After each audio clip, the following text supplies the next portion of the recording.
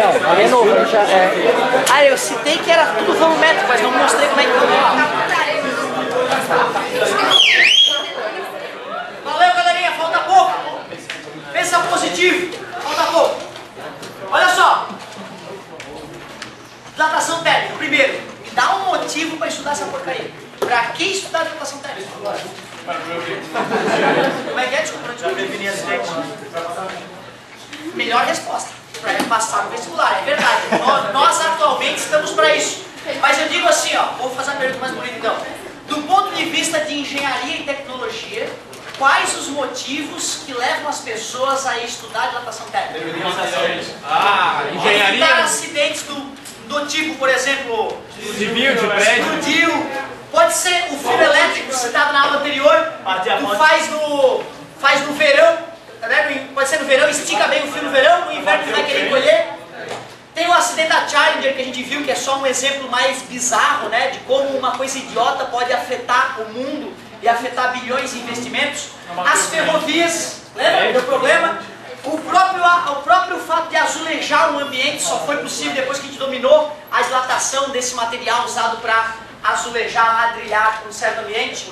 Em construção civil tem vários aspectos. Cara, pensa só no motor de um carro. Tu lembra como é que é o motor do carro, né? É um pistão que fica subindo e descendo o pneu esquizofrênico. Lá dentro de um cilindro, tu joga ar com combustível, faz uma faísquinha fazer a porcaria explodir. Bum. E aquela explosão empurra o pistão para baixo, não é isso? É. Mas o carro, quando o cara acorda, lá como agora tá frio, tu vai ver lá, vai estar a temperatura do ambiente, o motor. Concorda comigo? De repente tu começa a explodir lá dentro do motor. Poxa, tu concorda que a cabeça do pistão vai receber a explosão, vai ser o primeiro a aquecer? E depois o cilindro ali em volta tem que aquecer também, né? Mas se o pistão começou a aquecer primeiro, ele dilata mais. E se ele dilatar um pouco mais do que o adequado, ele se arrasta no cilindro e funde o motor já na hora de ligar. Então tu imagina, cara, se o motor está funcionando a 200, 300 mil quilômetros e não deu pau ainda, porque o engenheiro calculou exatamente quantos milionésimos de milímetro a porcaria do pistão ia dilatar e fez do material o cilindro para dilatar junto. Porque se não dilatar junto, o motor funde. Então o próprio carro estar funcionando é um exemplo óbvio do domínio sobre dilatação térmica que os atuais engenheiros têm. Nós não estamos nos formando em engenharia, nós estamos só tendo uma noção básica de dilatometria. Então agora que nós sabemos que é de suma importância para vários aspectos de engenharia e tecnologia conhecer a dilatação, eu pergunto a vocês, o que causa a dilatação? Calor. Eu quero a coisa toda. A coisa recebeu calor, a agitação da molécula ficou maior e a eletrosfera então passou a ocupar um maior espaço. E já que o átomo aumentou de volume e as coisas são feitas de átomo, a coisa aumentou de volume. É importante lembrar disso, tem a ver com o aumento da vibração das moléculas. Moléculas que vibram mais ocupam mais espaço que moléculas que vibram menos. Não é só molécula, a gente também. Já viu um show de rock? Show de rock, a galera tá lá, tomando água mineral. Aí de repente começa rock pauleiro. Nunca viram no meio? Aquilo ali é assim, ó, começou o show. Vai dizer que não. E aí uma bola se abre. Por quê? As pessoas estavam calmas, ocupando um pouco espaço. As pessoas ficaram agitadas. Vai abrir um espaço imenso, é ou não é? Olha que legal, até gente funciona como molécula. Gente agitada ocupa mais espaço que gente calma. Porra, como a natureza é similar, né? Até as pessoas podem ser comparadas com moléculas. Tá explicado isso aqui? Sim. Não, ó, bacana a pergunta do amigo. Ô, professor, o corpo humano dilata, né? E como é que é essa dilatação no inverno e no verão? Na verdade, não se esqueça que o interior do teu corpo está praticamente a mesma temperatura. Tu é homotérmico, não é isso? 36,5 o interior do teu corpo. O interior dá um pouco mais, 37. Mas, quando eu digo que a pessoa sofre dilatações, é quando ela está febril ou está tendo uma hipotermia. E como essa diferença vai ser pouca, né, gente? Vai ser de 37 para 40 no máximo. 42 o cara está fritando já, não é isso? Mas vamos supor uma febrona de 43 graus, o cara está quase cozinhando já. Pode morrer, pode, não é garantia ainda, né? Mas 42 começa a desnaturação de proteína, né? E a pessoa começa a ter problemas sérios. Então olha só, de 37 para 43, temperatura mortal, são 6 graus. Nós podemos já em sequência, calcular quanto é que é a dilatação que a pessoa sofre. É ridícula essa dilatação, tá, gente?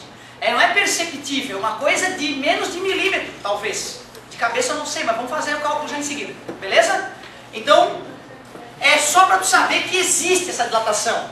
Tu nunca vai precisar calcular a dilatação de uma pessoa dilatou, não vai caber mais uma coisa. Não, não existe isso. Tá beleza? Fica tranquilo. Como é que é? O problema da água, a dilatação, está preocupado com a dilatação anômala da água, né? É só próximo dos 4 graus que ocorre esse fenômeno anormal. Em temperaturas acima de 4 graus, a água tem uma dilatação bem fácil de compreender, normal. Galerinha, olha só.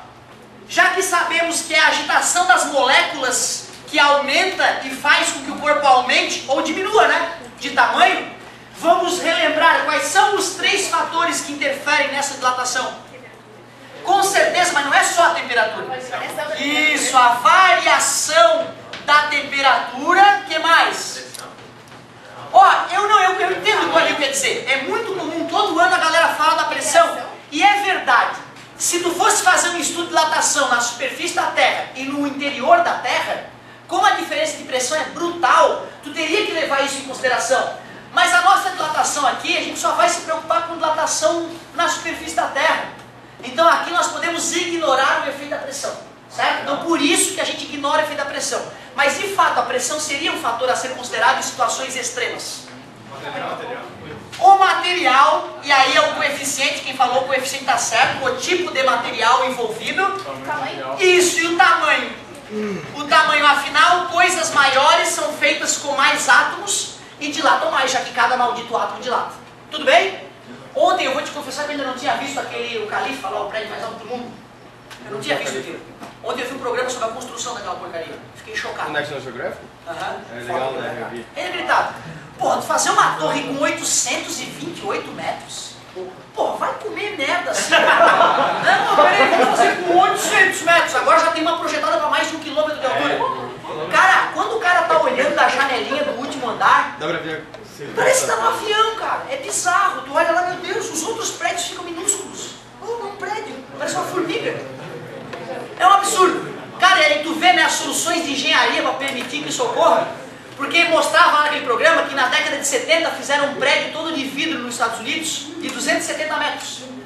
Não dava de alugar os andares superiores, que as pessoas ficavam enjoadas com o deslocamento do prédio lá. O prédio fazia assim, ó. Galera do último andar, não tá dando pra trabalhar, cara, porque tô enjoado, tu acredita nisso? Porque a galera não sacou que o vento lá seria tão bizarro, que o deslocamento do prédio seria desagradável para os ocupantes. Agora tu imagina essa torre que é 4 vezes mais alta.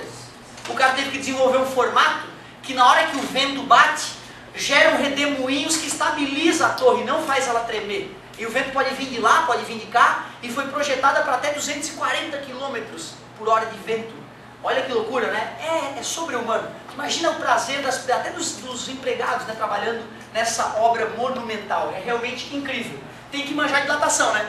Essa aí deve crescer o quê? Uns 3 metros do inverno pro verão, né? Tá com 800 metros, pô. Certo? Vamos depois fazer a continha de quanto é que ela cresce do inverno pro verão usando o coeficiente de dilatação do aço.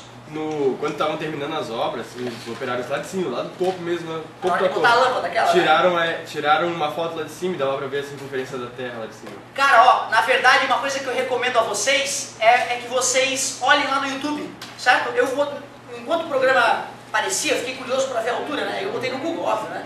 Prédio mais alto do mundo, aí vem na hora. É, 828 metros. Mas vai lá no Google e vê uma filmagem lá qualquer. Porque quando eu vi no Facebook foto lá de cima, eu achei que era montagem. Eu achei, até parece que tem um prédio dessa altura. Depois eu quebrei a cara, era verdade. Certo? Então, galerinha, ó, o tamanho interfere. Se a tua casa cresce do inverno pro verão, imagina o maior prédio do mundo, né? Deve ser uma dilatação brutal. Galerinha, olha só. Nós vimos que embora o átomo dilate volumetricamente, nós vimos que nós podemos nos interessar ou pela dilatação só no comprimento, ou numa superfície, e hoje nós veremos inclusive o volume. Aliás, após ter visto esse programa de construção desse maior prédio do mundo, eu estava lá, né, botando nome nos vídeos de vocês, né, botando nome nos vídeos lá que estava um pouco atrasado, aí começou a aparecer o maior petroleiro do mundo, o petroleiro russo, que carrega 85 milhões de litros de petróleo. Baixo, 85 milhões de litros de petróleo light, né? Só tem 50 mil cavalos de potência o motor daquele monstro. Aí estava mostrando aquilo lá, né? consegue navegar em regiões onde a placa de gelo em cima do oceano é até 2 metros de espessura. Ele sai esmagando aquele gelo. É absurdo. Ele vai buscar petróleo a 1000 quilômetros do lugar original. E desses 1000 quilômetros, 500 quilômetros é gelo. Ele vai quebrando a porcaria do gelo para lá pegar petróleo. Imagina o seguinte, ó. Tu vai lá, abastece o teu navio petroleiro até o topo de petróleo. E aí tu vem. E quando tu vem com petróleo, começou a vir para águas mais quentes. E o que vai acontecer com o petróleo? Dilata. E se o tanque estiver fechado e estiver até a boca, tu vai partir o navio ao meio. Navio que custa 150 milhões de dólares. Tá entendendo? Eles não enchem tudo, eles enchem de Claro, eles enchem uma parte, mas deixam uma margem para dilatação, né? E o engenheiro vai ter que calcular, né, quanto de petróleo vai colocar. Ele não vai ser no chute, né? Certo? É uma operação muito importante. Então o cara calcula. E vai ser uma dilatação linear? O navio pode até aumentar lateralmente e linearmente, e da proa para a polpa também. Mas eu não estou preocupado com quanto o navio vai crescer. Eu estou preocupado com o volume de petróleo no casco. Adianta calcular o quanto vai aumentar a área das placas do navio?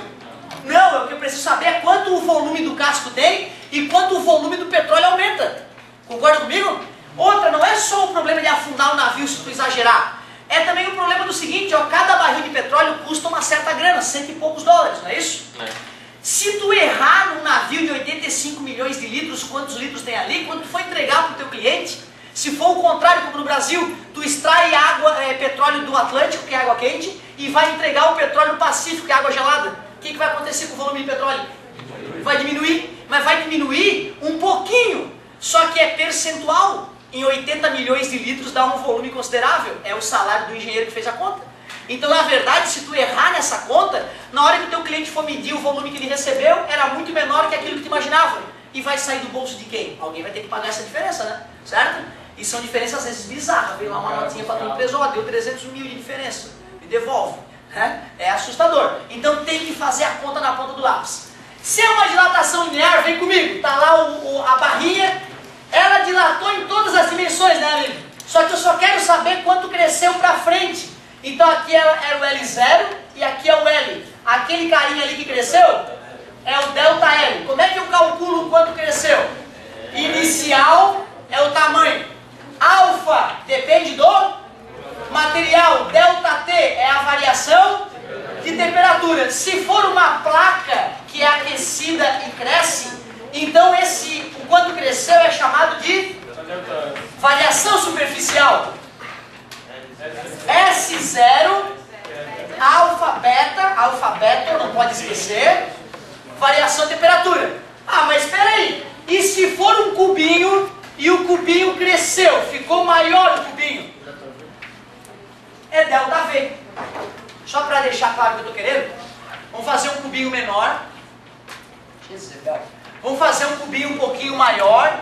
Dentro desse cubinho maior, eu vou fazer uma pontilhada que imita o primeiro cubinho, beleza? Ó, como ele era menor, ó. Essa região aqui extra, essa região extra que surgiu entre esse e o crescimento, é o famoso delta. Esse aqui tinha um V0 e o cara no final tem um volume que é... Como é que calcula o delta V se eu sei esses valores? Final, como toda a variação do mundo. E imitando aquelas fórmulas, se é delta V, é V0. Aqui tem uma letra grega. E aqui é delta T. Alfa, beta, gama, as 3 primeiras letras do alfabeto grego. Sem problema nenhum. Comprimento inicial. Superfície inicial. Área inicial. Pode ser, tá? Pode ser, em alguns livros pode encontrar A, tá? Não vai magoar, né? Se tu achar essa fórmula assim, né? Não vai me xingar, não, né? Pô, Naringulo, filho da mãe, não disse que era A. Não. É porque área e superfície são sinônimos, né, gente? Sem problema nenhum. Volume inicial. Variação de temperatura. Variação de volume. Coeficiente de dilatação linear. Coeficiente de dilatação superficial, obrigado. Tem que falar para aprender, nem que seja internamente, né?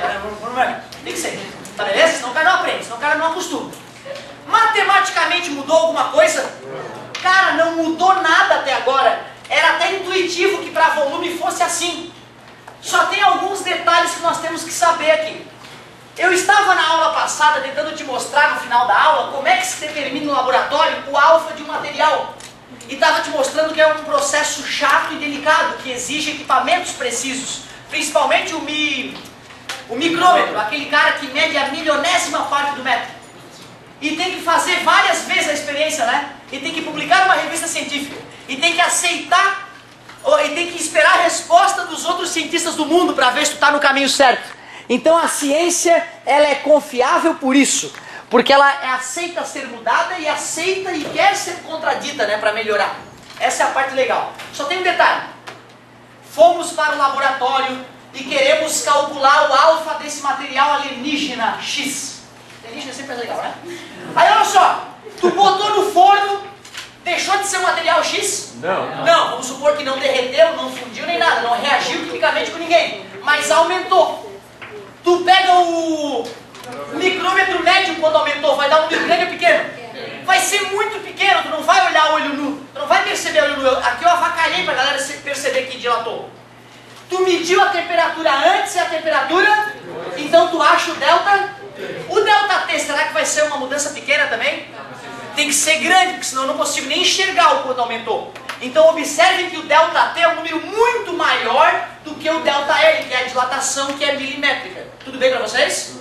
E eu já sei o L0 também, né? Porque eu conhecia o meu corpo de prova. Para achar o alfa, eu vou jogar na fórmula. Certo? E vou isolar o alfa. O alfa vai ficar delta L, L0, delta, número bem pequeno. E esses números bem maiores. Se eu pego um número que já é pequeno e divido por números maiores, vai dar um número muito pequeno. Aí vamos supor que o alfa desse material X, estou chutando aqui, tá? 6,66, não, coincidência, vezes 10 na menos 5. Hã? Essa é do mal, né? Ah, tá bom. Ninguém fica apavorado. 6. Ah, deixa. 10, tá bom. Ó, esse valor é um valor pequeno por isso, né, galera? Concorda comigo?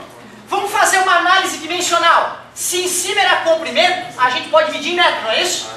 Se embaixo tem comprimento, também aparece, mas tem temperatura, que é graus, vai cortar metro com metro e a unidade que resta é 1 sobre... Mas vai dizer que não é feio pra caramba dizer 1 sobre grau Celsius. Deu 6,66 vezes 10 a menos 5 por grau Celsius. Melhor é passar o cara pra cima e usar a propriedade de exponenciação e colocar o menos 1. Lembra que o expoente negativo é só para capotar o cara? Por isso que na fórmula aparece sempre graus Celsius na menos 1. Então aquele menos 1 não é do além não. É só para não botar por graus Celsius. Mas se tu não gosta do menos 1, ó, mesma coisa. É por, né? Isso aqui é uma divisão, tudo bem?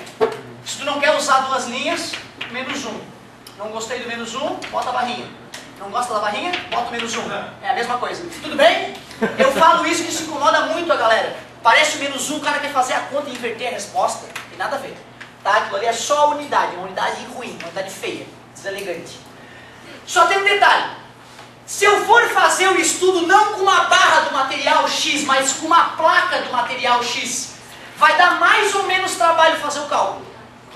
Mais, porque agora não adianta medir só um lado da placa, né? Tem que medir os dois lados, usando aquele equipamento que é caro e delicado, o micrômetro. Então vai dar o dobro de dor de cabeça. Mas tudo bem, vamos lá, né? A gente é cientista, em nome da ciência, vamos fazer todo o cálculo de novo. E aí, quando tu determina o beta daquele material, pasmem. Ó, olha só quanto é que deu. Deu isso aí, ó. Aí a galera, pô, que mal, tudo bem. Vamos pegar agora o quê? Se eu fiz com uma barra, se eu fiz com uma placa, que outro estudo eu posso fazer para calcular algo desse material? Eu pego um cubinho desse cara e faço análise com um pedaço do cubo. Aí, se eu fizer o mesmo estudo, eu vou achar o gama. O gama, deixa eu pensar quanto é que vai dar o gama. Então tá, deu isso aqui o gama, ó, vezes 10 na menos 5. O que tu acha que dá para concluir? Ó como o número era do mal.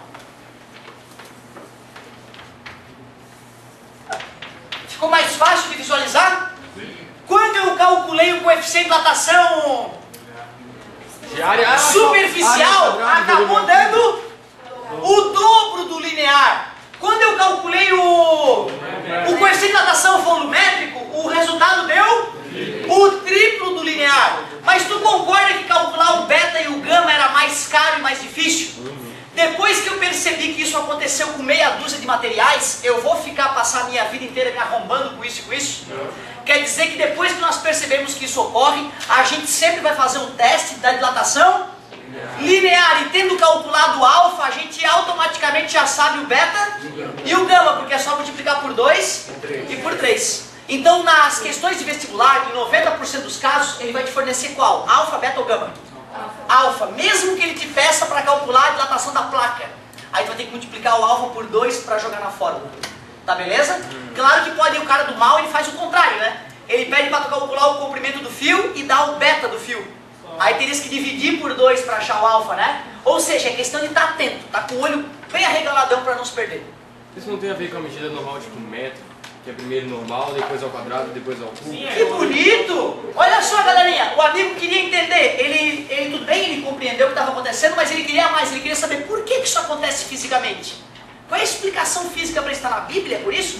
Aí o amigo percebeu o seguinte, ó, se é uma barra, eu estou preocupado só com uma dimensão.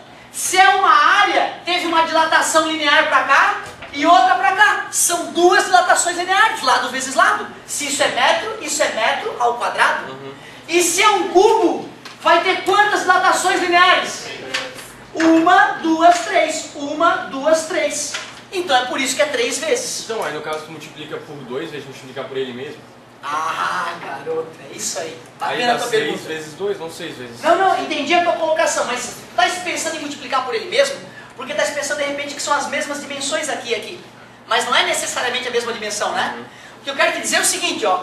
Que se tu pega um azulejo e dilata ele, vai ter uma dilatação para cima e uma dilatação para cá, né? E se eu depois, então, ó, pegar essas duas dilatações, eu posso fazer um cálculo para essa dilatação aqui para cima, que é uma vez dilatação linear.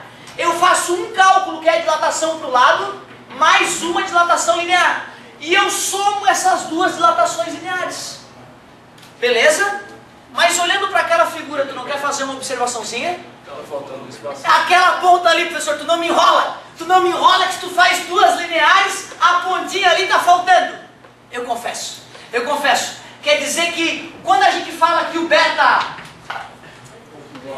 é o dobro do alfa, quando eu falo que o gama é o triplo do alfa, isso não é perfeitamente exato, é uma aproximação. Porém, essa aproximação não vai matar ninguém do ponto de vista de engenharia, porque isso não era minúsculo. Isso não é minúsculo. Meu Deus, então aquela área é minúscula demais, porque é um número minúsculo vezes ele mesmo. Mas tem como calcular? Tem como calcular, mas não... O número seria tão ridículo, seria 0,00, ia ser tão lá para trás que a gente ignora. Claro que se tu for participar do lançamento da Challenger, lembra da borrachinha? Tu vai levar isso em consideração, porque é uma coisa de alto nível de engenharia. Agora, para as aplicações terrenas aqui, meu querido, pode usar... Na engenharia a gente usa direto isso aqui sem medo de matar ninguém, é bem confiável, beleza? Mas eu já vi no ITA perguntar assim, ó, podemos afirmar que o coeficiente de dilatação superficial é exatamente o dobro do linear? Exatamente o caramba, nós sabemos que é uma aproximação, tá beleza? Então muito bonita, a pergunta do colega já me ajudou a falar um detalhezinho importante. Se a gente pega aquela dilatação que a gente fez, sabe, né, igual para os lados, aquele espaço perfeito. Não, pelo seguinte, olha só. O que eu quero te dizer, a dilatação ela ocorre, ó, galera, cuidado com isso aqui, gente, isso aqui é muito importante de ficar claro, ó. Às vezes o cara está acostumado a raciocinar fisicamente, se esquece de explicar alguns detalhes. Gente, concordas que se eu ignoro a dilatação para o lado, eu vou estar calculando uma dilatação linear para cima? Quando eu ignoro a dilatação para cima e calculo a dilatação para o lado, eu estou ignorando a dilatação para cima, não é isso? Mas tu concorda que é um absurdo o corpo quadrado ser aquecido e aparecer um bico ali, né? Aquele bico não aparece. Aquele bico apareceria se a natureza se comportasse como eu estou pensando. Mas na verdade, cada átomo sofre a sua dilatação. Então a verdade é que a dilatação ocorre em toda a borda, beleza? Quando eu faço cálculo, eu só não estou levando em consideração aquela área, não quer dizer que o bico vai ficar quebrado. Só que esta área, como eu acabei de mostrar para vocês, ela é uma área muito, por isso que pode ser desprezada sem riscos de acidentes de engenharia. Beleza? Então, ó, e outra, ó, com aquele detalhe surgiu mais uma questão de vestibular, que é a questão teórica. É correto afirmar que o coeficiente de datação volumétrico é exatamente o triplo do linear?